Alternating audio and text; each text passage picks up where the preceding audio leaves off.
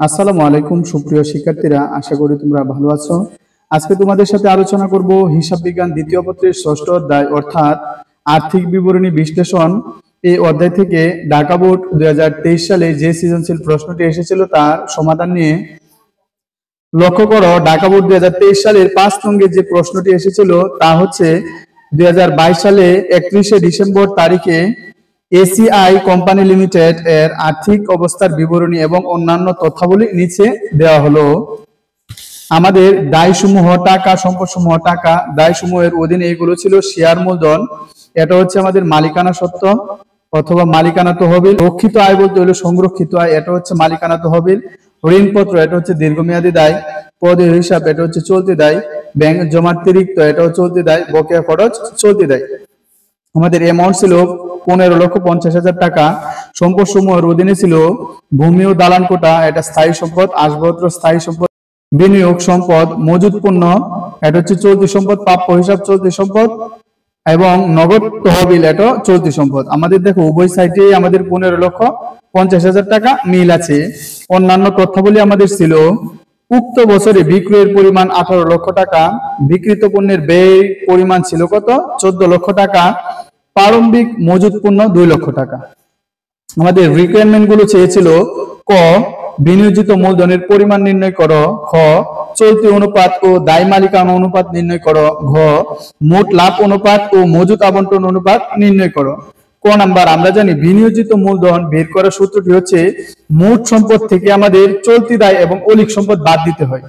বিনিয়োজিত মূলধনের সূত্রটি কি, মোট সম্পদ থেকে আমাদের চলতি দায় এবং অলিক সম্পদ বাদ দিতে হয়। যেহেতু এখানে অলিক সম্পদ নেই, তাহলে মোট সম্পদ থেকে আমাদের কি করতে হবে, চলতি দায় বাদ দিতে হবে। তাহলে আমরা অঙ্কটি করতে পারি। ক, বিনিয়োজিত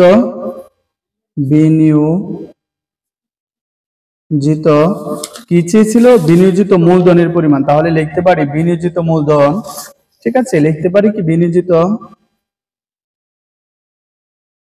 মূলধনের পরিমাণ সমান সমান, আমরা জানি কি মোট সম্পদ, ঠিক আছে, মোট সম্পদ মাইনাস হচ্ছে চলতি দায়। মোট সম্পদ আমাদের কত, এই যে 15,50,000 টাকা, 15,50,000 টাকা মাইনাস চলতি দায় আমাদের কি আছে, এই যে পদেয় হিসাব। চলতি দায় আমাদের কি আছে দেখো, এই যে পদেয় হিসাব, ঠিক আছে। পদেয় হিসাব কত, পদেয় হিসাব হচ্ছে আমাদের 1,50,000 টাকা, 1,50,000 টাকা মাইনাস ব্যাংক জমাতিরিক্ত 75,000 টাকা মাইনাস হলো 25,000 টাকা, ঠিক আছে। তাহলে 15,50,000 টাকা থেকে 1.5 লক্ষ টাকা, 75,000 টাকা এবং 25,000 টাকা বিয়োগ করলে আমাদের আনসার হয় 13 লক্ষ টাকা, ঠিক আছে, 13 লক্ষ টাকা। আশা করি তোমরা বুঝতে পেরেছো। তারপরে আমাদের কি রিকোয়ারমেন্ট চেয়েছে, খ নাম্বার, চলতি অনুপাত ও দায় মালিকানা অনুপাত। খ নাম্বারের 1 নাম্বার রিকোয়ারমেন্ট যদি তুমি করতে চাও, এটা হচ্ছে চলতি অনুপাত, ঠিক আছে। কি চলতি অনুপাত, চলতি অনুপাতের সূত্র কি আমরা জানি, চলতি অনুপাত ইকুয়াল টু চলতি সম্পদ বাই হচ্ছে চলতি দায়, চলতি দায়। এখন আসো আমাদের চলতি সম্পদ কোনগুলো, প্রশ্নের মধ্যে আমাদের ছিল দেখো, এই যে মজুদ পণ্য, প্রাপ্য হিসাব, নগদ তহবিল। মজুদ পণ্য, প্রাপ্য হিসাব, নগদ তহবিল, এই তিনটা হচ্ছে আমাদের কি, এই তিনটা হচ্ছে আমাদের চলতি সম্পদ। তাহলে আমরা লিখতে পারি মজুদ পণ্য, কি লিখতে পারি, মজুদ পণ্য প্লাস প্রাপ্য হিসাব প্লাস নগদ তহবিল বাই হচ্ছে তোমার চলতি দায়। চলতি দায় কোনগুলো, পদেয় হিসাব, ব্যাংক জমাতিরিক্ত, বকেয়া খরচ, ঠিক আছে। তাহলে আমরা লিখতে পারি পদেয় হিসাব, পদেয় হিসাব প্লাস ব্যাংক জমাতিরিক্ত, ঠিক আছে,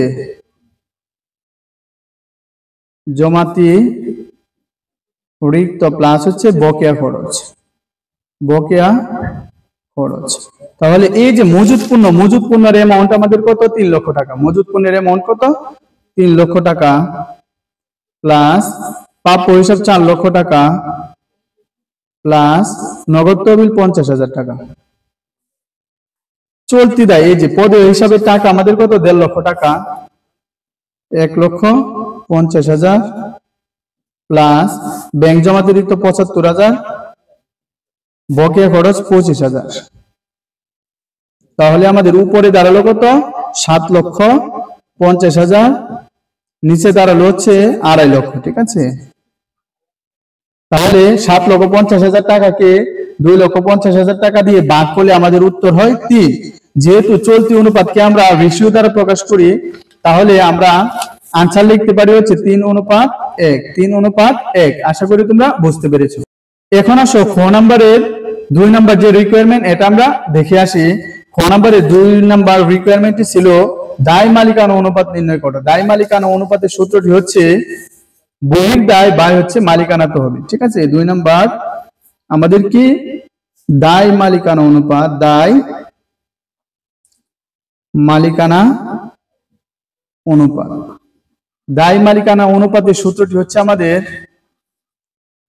বহির্দায়। বহির্দায় শব্দের অর্থ হচ্ছে চলতি দায় এবং দীর্ঘমেয়াদী দায় বাই কি মালিকানাতে হবে,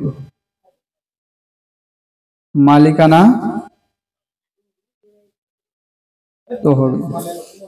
এখন এই যে চলতি দায়, চলতি দায় আমরা কত পেয়েছিলাম, 2,50,000 টাকা পেয়েছিলাম। ঠিক আছে, প্লাস আর দীর্ঘমেয়াদী দায়, এখানে দেখো দীর্ঘমেয়াদী দায় শুধু একটা আছে, এটা হচ্ছে ঋণপত্র।